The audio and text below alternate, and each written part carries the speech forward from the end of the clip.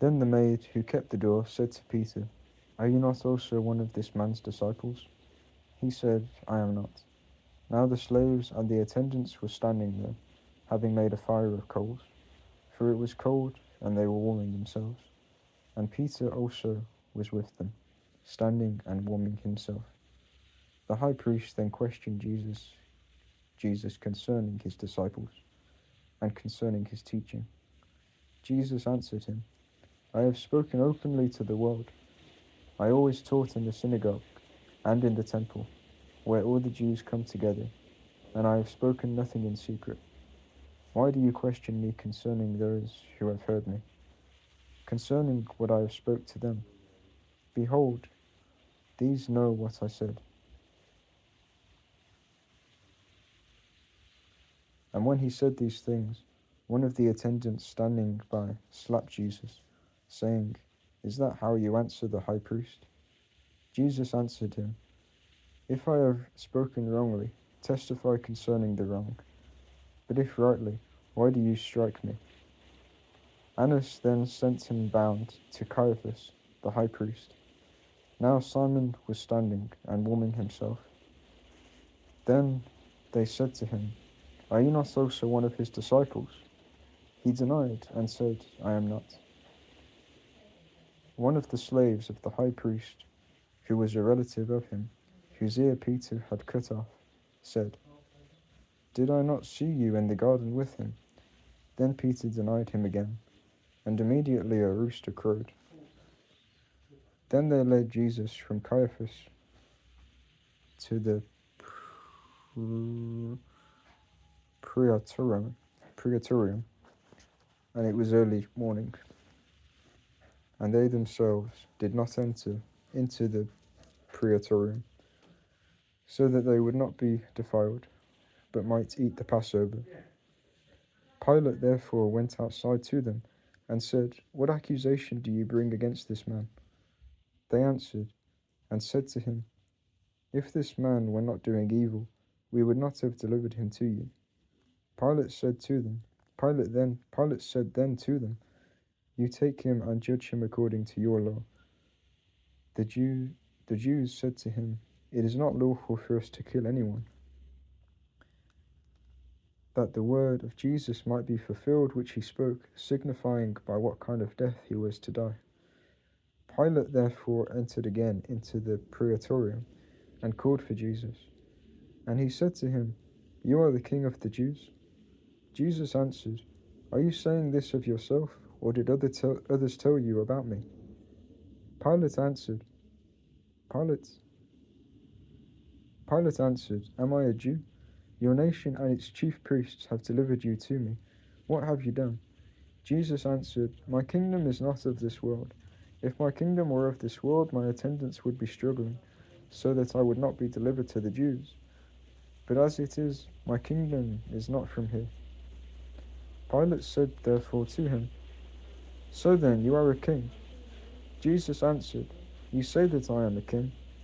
For this I have been born, and for this I have come into the world, that I would testify for the truth. Everyone who is of the truth hears my voice. Everyone who is of the truth hears my voice." Pilate said to him, "What is truth?" And having said this, he went out to the Jews and said to them, "I find no fault in this man."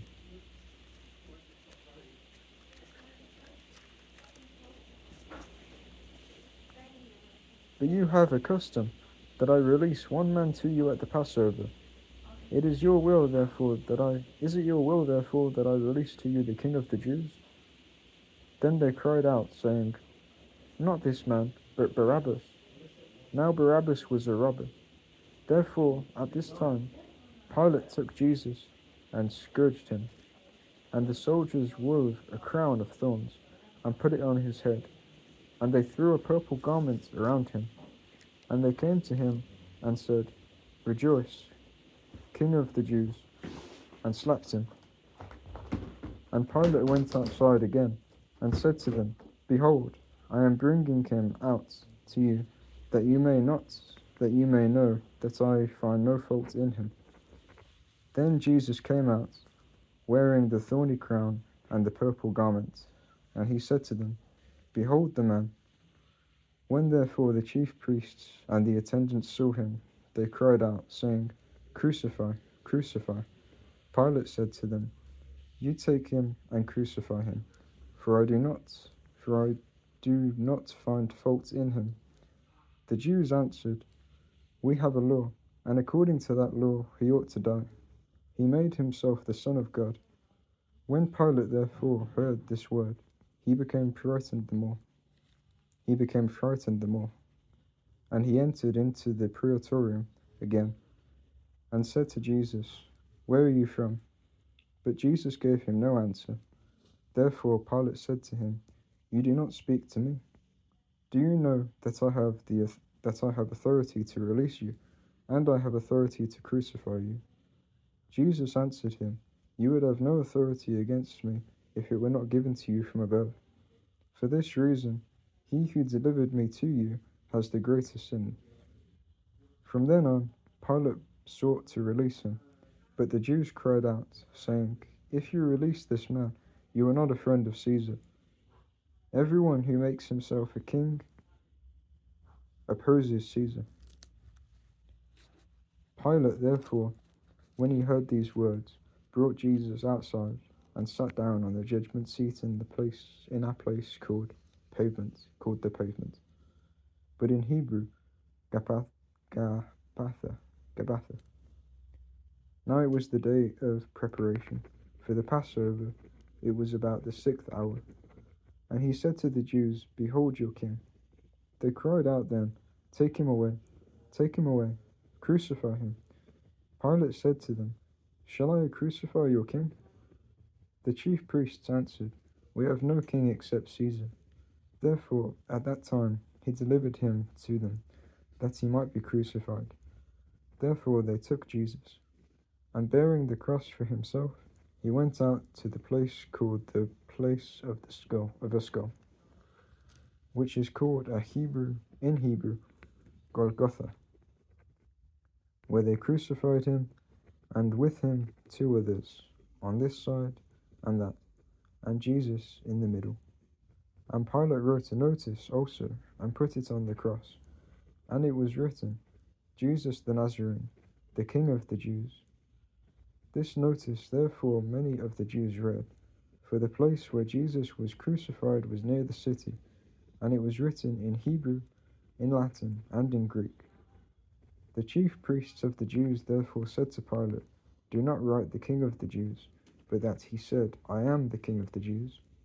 Pilate answered, What I have written, I have written. The soldiers then, when they had crucified Jesus, took his garments and made 4 parts, a part for each soldier, and they took the tunic as well. But the tunic was seamless, woven from the top throughout.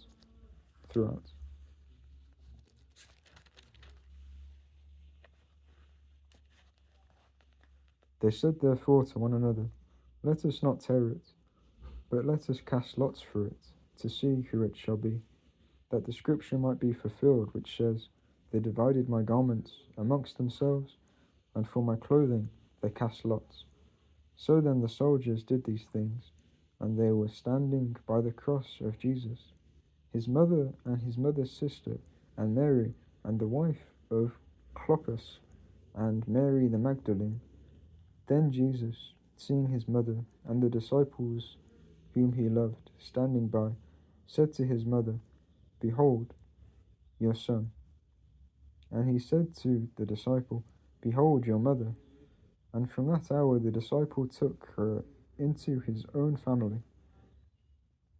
Then he said to the disciple, Behold your mother. And from that hour the disciple took her into his own home. After this, Jesus, knowing that all things had been finished, and that the scripture might be fulfilled, said, I thirst. There was lying there a vessel of vinegar. Therefore they put a sponge full of vinegar on hyssop, and brought it to his mouth. And when Jesus had taken the vinegar, he said, It's finished. And he bowed his head and delivered up his spirit. Then the Jews since it was the day of preparation, and so that the bodies might not remain on the cross on the Sabbath, for that Sabbath day was a great Sabbath, re-questioned Pilate that their legs might be broken, and that they might be taken away. The soldiers therefore came and broke the legs of the first man and of the other man, who had been crucified with him. But coming to Jesus, when they saw that he had already died, they did not break his legs. But one of the soldiers pierced his side with a spear, and immediately there came out blood and water.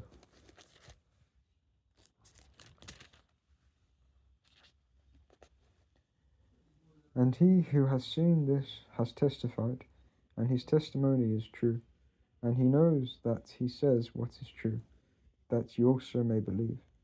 For these things happened that the scripture might be fulfilled. No bone of his shall be broken. And again another scripture says, they shall look on him whom they pierced. And after these things, Joseph from Arimathea, being a disciple of Jesus, but a hidden one for fear of the Jews, requested of Pilate that he might take the body of Jesus away, and Pilate allowed it. He came therefore and took his body away. And Nicodemus, he who had come to him the first time by night, came also, bringing a mixture of myrrh and aloes of about 100 pounds. Therefore they took the body of Jesus and bound it in linen cloths with the spices, as is the custom of the Jews for burying. Now in the place where he was crucified there was a garden, and in the garden a new tomb in which no one had ever yet been laid. Therefore, because of the day of preparation for the Jews, and because the tomb was near, they laid Jesus there. Now on the first day of the week, Mary the Magdalene came early to the tomb, while it was yet dark, and saw the stone taken away from the tomb. She ran therefore and came to Simon Peter and to the other disciple whom Jesus loved, and said to them, they have taken away the Lord out of the tomb, and we do not know where they have laid him. Peter therefore went forth, as well as the other disciple, and came to the tomb.